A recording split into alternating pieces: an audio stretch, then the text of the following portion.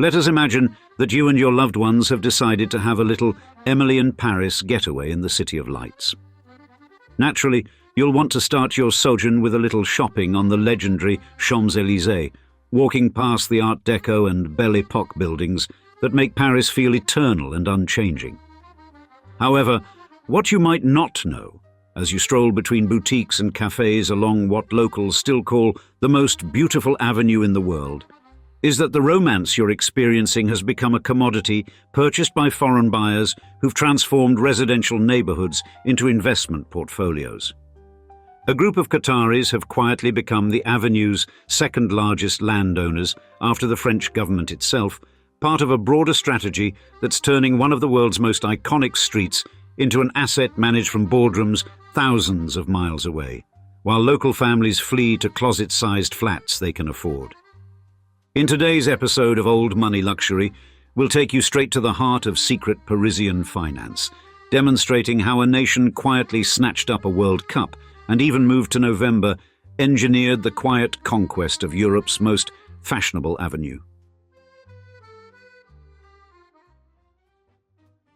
Walk down the Champs-Élysées today and you're strolling through Qatari territory, though no flag announces this quiet conquest of Paris's most celebrated avenue.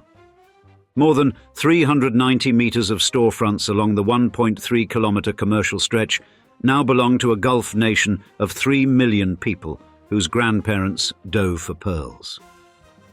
Qatar controls over 20% of what the French call la plus belle avenue du monde, concentrated in 2 trophy buildings that cost nearly €1 billion combined. At number 52 sits the former Virgin Megastore, a 26,000 square meter Art Deco masterpiece that Qatar Investment Authority purchased from Groupama for over €500 million in 2012. The building now houses Galeries Lafayette and Monoprix, generating rents that would have seemed fantastical to the pearl divers of old Doha. At 103 to 111 Avenue des Champs-Élysées stands an even grander prize, the former Élysée Palace Hotel, where Matahari was arrested in 1917. QIA paid HSBC €440 million in 2010 for this Art Nouveau landmark, currently hidden behind scaffolding and a giant Louis Vuitton trunk. When renovations complete in 2026, the building will open as Louis Vuitton's first hotel, merging Parisian glamour with Qatari capital. Behind these purchases stands the al-Thani dynasty, whose collective fortune ranges between $300 billion and $350 billion, enough to buy several small countries. Sheikh Tamim bin Hamad al-Thani, Emir since 2013, personally controls around $2 billion, while overseeing a sovereign wealth fund approaching $600 billion. The Qatar Investment Authority announced in May 2025 that it would invest $500 billion in the United States alone over the coming decade. Property values on the Champs-Élysées justify these astronomical investments, with recent sales setting records that stagger even luxury market veterans. Norway's sovereign fund paid €613 million for number 79 in 2019, €80,000 per square metre, while Bernard Arnault topped that with nearly €1 billion for number 150. Annual retail rents reach €20,000 per square metre for prime locations, making this Europe's most expensive shopping street by a comfortable margin. We chronicle how sovereign wealth funds are reshaping global cities in our Substack newsletter, where the hidden mechanics of these nation-state shopping sprees reveal modern power dynamics. The Champs-Élysées represents just one pearl in Qatar's string of global trophies that spans from London to New York. In London alone, Qatari entities own property worth over £40 billion, including a quarter of Mayfair, nearly all of the Shard, and Harrods department store. The tiny Gulf state holds 20% of Heathrow Airport, significant chunks of Canary Wharf, and enough Belgravia mansions to house a small army. These acquisitions serve purposes beyond profit, projecting soft power through hard assets and transforming gas revenues into permanent influence in Western capitals. Paris fell under Qatar's spell through careful cultivation and favourable tax treaties. But the avenue itself boasts a history of transformation far older than any sovereign wealth fund, a 4-century evolution from swamp to symbol that began with a homesick Italian queen dreaming of Florentine gardens. Marie de' Medici changed Paris forever in 1616, when homesickness drove her to recreate Florence along the Seine, planting the Cours la Reine with elm trees where nobility would promenade for the next century. This kilometre-and-a-half garden established the template for westward expansion that her son's landscape architect would perfect 50 years later. André Le Nôtre received his commission from Louis XIV in 1666, with instructions to extend the Tuileries into the western marshlands. The master gardener, who had already created Versailles, planted double rows of elms through swampy ground in 1667, crafting an optical illusion of infinite perspective. By 1709, Parisians had christened it Avenue des Champs-Élysées, after the mythological paradise where Greek heroes found eternal rest. The avenue stretched to the future site of the Arc de Triomphe by 1710, though wolves still roamed what remained essentially wilderness with pretensions. Grand mansions sprouted along both sides throughout the 1700s as aristocrats discovered the pleasures of carriages rides to Longchamps Abbey. The nearby Élysée Palace rose in 1722 for Louis-Henri de la Tour d'Auvergne, never imagining it would house future presidents of a republic.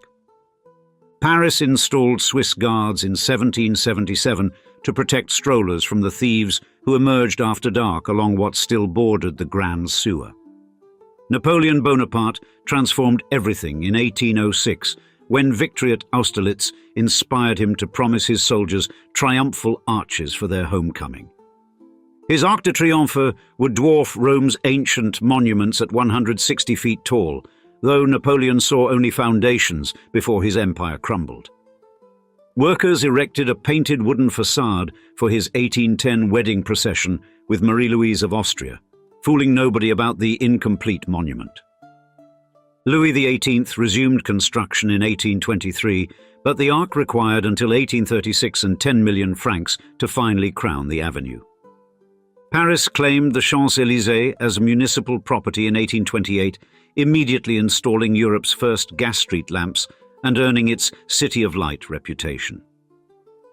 Baron Haussmann's 1860s surgery carved 12 radiating avenues from the Arc, while Adolphe Alphand reshaped the gardens in English-style Napoleon III had admired during exile.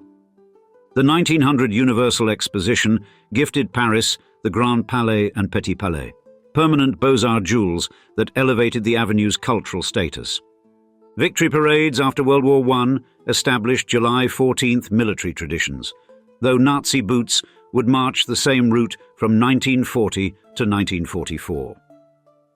Charles de Gaulle's Liberation Walk on August 26, 1944, remains France's most emotional moment, with snipers still firing as millions cheered. The Tour de France moved its finish to the Champs-Élysées in 1975, adding yellow jerseys to military uniforms in the Avenue's ceremonial repertoire. Foreign property ownership in Paris predates Qatar by centuries, with Russian princes, American heiresses, and British lords establishing the pattern of international acquisition. The Belle Époque brought the first wave of systematic foreign buying as railroads made Paris accessible to London bankers and New York industrialists. Americans colonized the left bank after World War I, though their lost generation purchased apartments, not entire buildings. Japanese corporations shocked France in the 1980s with trophy acquisitions, but their purchases seem quaint compared to sovereign wealth funds' systematic campaigns. Nothing in Paris's history of foreign buyers prepared it for nations themselves becoming property investors, deploying state treasuries to acquire cultural landmarks. The transformation required something only geological accident could provide: vast hydrocarbon deposits beneath Gulf sands that would create wealth beyond previous human experience, enabling tiny nations to shop for history itself. Before oil, before gas, before anyone cared about their existence, Qataris survived by diving for pearls in waters that killed men young and kept families enslaved to boat owners through endless debt.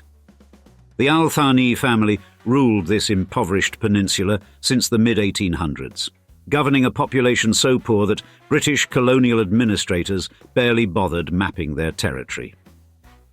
Pearl diving employed most males in conditions so brutal that divers rarely lived past 40, descending without equipment dozens of times daily during the 4-month season. The entire economy collapsed when Japanese cultured pearls flooded world markets in the 1930s, pushing an already desperate nation towards starvation. Sheikh Abdullah bin Jassim al-Thani, ruling from 1913 to 1949, managed a government whose annual budget rarely exceeded £50,000 sterling. Salvation arrived at Dukhan Field on Qatar's western coast in 1939 when oil explorers struck black gold, though World War II delayed production a decade. First oil exports in 1949 generated revenues that seemed miraculous. The 1950 national budget jumped to £4 million, 80 times the previous year. Sheikh Ali bin Abdullah al-Thani, ruling from 1949 to 1960, created the administrative framework for managing petroleum wealth while his family enriched themselves. The 1960 to 1972 reign of Sheikh Ahmad bin Ali al-Thani coincided with oil revenues exploding from millions to hundreds of millions annually. Qatar declared independence from Britain in September 1971, just as global oil markets prepared for the shock that would transform producer nations. The 1973 oil embargo quadrupled petroleum prices overnight, converting Qatar from a forgotten backwater to an unexpectedly wealthy nation. Sheikh Khalifa bin Hamad al-Thani seized power from his cousin Ahmad in February 1972 through a bloodless palace coup, while Ahmad vacationed in Iran. Khalifa modernized the state apparatus and established institutions to manage oil revenues that grew from $300 million to over $3 billion annually during his reign. Everything changed again with the 1971 discovery of the North Field, containing over 900 trillion cubic feet of recoverable gas, the world's largest non-associated natural gas field. Sheikh Hamad bin Khalifa al-Thani overthrew his own father in June 1995, while Khalifa vacationed in Switzerland, accelerating Qatar's transformation. Hamad's genius lay in developing the North Field into a liquefied natural gas empire, investing over $100 billion in infrastructure. By 2006, Qatar shipped 77 million tons of LNG annually, generating revenues that dwarfed the oil income that once seemed miraculous. The Qatar Investment Authority emerged in 2005 to manage the gas revenue tsunami, growing from an initial endowment to over $500 billion in under 20 years. Sheikh Tamim bin Hamad al-Thani inherited power in June 2013 when his father voluntarily abdicated, breaking the family tradition of coups. Today's al-Thani family encompasses approximately 8,000 members who benefit from cradle-to-grave welfare, including free healthcare, education, housing, and utilities. Senior royals receive stipends running into millions annually, based solely on bloodline proximity to the ruling branch. The family's personal wealth, estimated between $300 billion and $350 billion, exists separately from state funds, though the distinction often blurs. 3 million Qatari citizens now control more investable wealth than nations with populations 100 times larger, reversing centuries of poverty in a single human lifetime. This transformation from pearl diving to property acquisition took just 75 years, enabling a nation once too poor for proper maps to buy landmarks in capitals that previously ignored its existence. An ascent that accelerated after France offered tax advantages that turned Paris into Qatar's European shopping mall.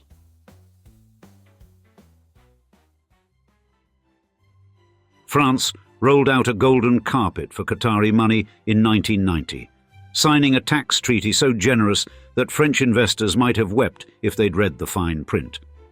The original agreement underwent revision in 2008, creating conditions that transformed Qatar from minor investor to major landlord in under 15 years. Qatari entities pay exactly 0% tax on capital gains from French property sales, while French investors selling in Qatar face standard French rates, a symmetry designed into the treaty's DNA. Dividend withholding taxes dropped to just 5% for qualifying Qatari investors, compared to 25 to 30% for others, saving hundreds of millions on major holdings. The treaty's masterstroke classifies sovereign wealth funds like QIA as governmental rather than commercial entities, exempting them from virtually all French taxation. This semantic trick means Qatar pays no corporate income tax, no capital gains tax, and reduced withholdings on billions in French investments. French officials defended the arrangement as necessary to attract Gulf investment during economic downturns, though the one-sided benefits raised eyebrows even among treaty supporters. The numbers tell the story. Qatar's French investments exploded from under €1 billion in 2005 to over $25 billion by 2022. France became Qatar's second favorite European shopping destination after Britain, with investments spanning real estate, luxury goods, aerospace, and energy. Contemporary Paris hosts property buyers from every corner of the globe, transforming prestigious neighborhoods into an international ownership mosaic. The 8th arrondissement, housing the Champs-Élysées, sees foreign buyers account for over 40% of transactions above €5 million.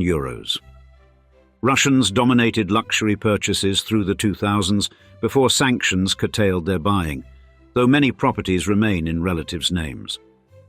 Chinese buyers surged between 2010 and 2018, snapping up apartments near good schools before Beijing's capital controls slowed the flood. Americans maintain steady presence as pied-à-terre purchasers rather than investors, preferring the Marais and Saint-Germain to flashier addresses.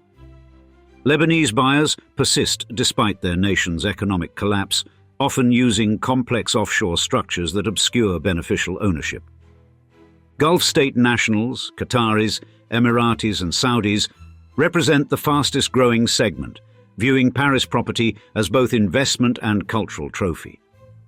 The true ownership often hides behind Luxembourg companies owned by Dutch holdings, controlled by Cayman entities, benefiting mysterious trusts. French authorities estimate 60% of luxury Parisian real estate transactions involve offshore structures, making ownership tracking nearly impossible. A typical Champs-Élysées building might list a Luxembourg SARL as owner, concealing layers of shell companies reaching to tropical islands. Politicians periodically propose restrictions mirroring Switzerland or Denmark's foreign ownership limits, but EU law and existing treaties block meaningful reform. Increased taxes on vacant apartments and short-term rental restrictions barely dent the appeal for sovereign funds, viewing such costs as rounding errors. The comprehensive nature of Qatar's tax advantages means even dramatic French tax increases would leave Qatari investors better positioned than competitors. Some French officials now acknowledge the treaties created an uneven playing field where nation-states compete with local buyers using different rules entirely. The human consequences become visible in every emptying school, every shuttered shop, every family forced to leave neighborhoods their grandparents called home. Social costs never mentioned in treaty negotiations focused purely on attracting foreign capital.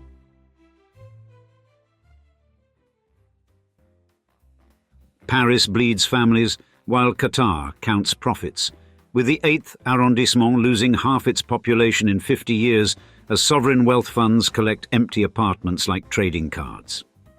The numbers shock even hardened urban planners.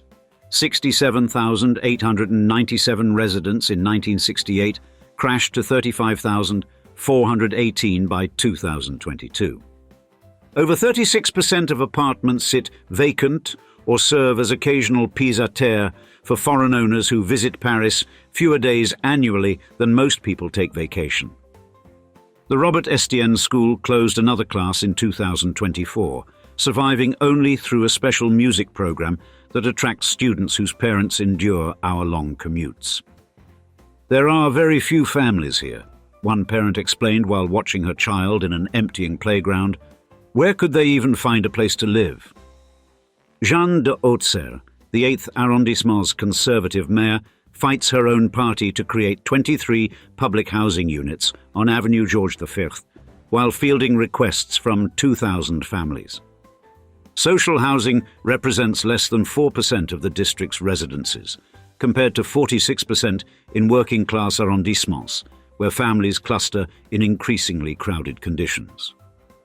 Primary schools across Paris lost 27,500 pupils over the past decade, creating a cascade effect where closures push out remaining families. The city hemorrhaged 140,000 residents since 2013, with short-term rentals surging 40% to 60,000 properties by 2025. Birth rates plummeted from 32,000 in 2022 to 22,000 in 2023. An 18% collapse demographers struggle to explain. Each empty apartment means another closed classroom, another shuttered local shop, another family moving to distant suburbs where rents don't require sovereign wealth fund salaries. Qatar shows no signs of slowing its Parisian conquest, with QIA announcing $500 billion in new US investments while maintaining Europe as its prestige play. The fund's assets will reach $905 billion by 2030 if projections hold, providing unlimited ammunition for trophy acquisitions. Market observers expect Qatar to target Avenue Montaigne and Rue Saint-Honoré next, having paid nearly €180 million for Place Vendôme properties. London remains the crown jewel with over £40 billion in Qatari holdings, including a quarter of Mayfair and 95% of the Shard. The soft power strategy guarantees Qatar will accept lower returns than commercial investors, making them impossible to outbid when prestige properties appear. Energy transition concerns drive accelerated deployment of gas revenues into permanent assets that will outlast the fossil fuel era by centuries. Paris faces an existential question. What happens when neighborhoods become investment portfolios, when schools close for lack of children, when culture exists only for tourists?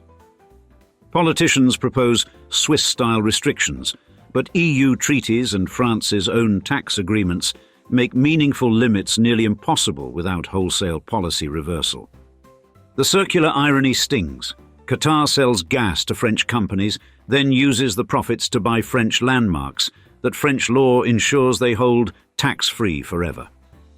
Future projections range from cautious optimism about preserving some residential character to dystopian visions of museum neighborhoods where nobody actually lives.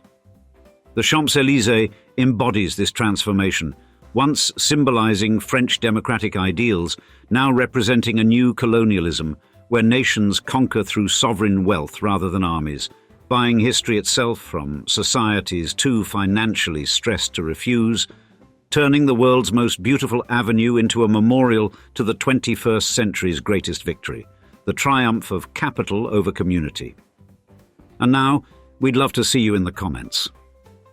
Do you believe it is right for foreign buyers to own such an important slice of Paris, or should it only be reserved for the French? We look forward to hearing your thoughts. And be sure to play nice down there, for we know how some topics can get. With that said, thanks for joining us for another episode of Old Money Luxury, and cheers until the next time.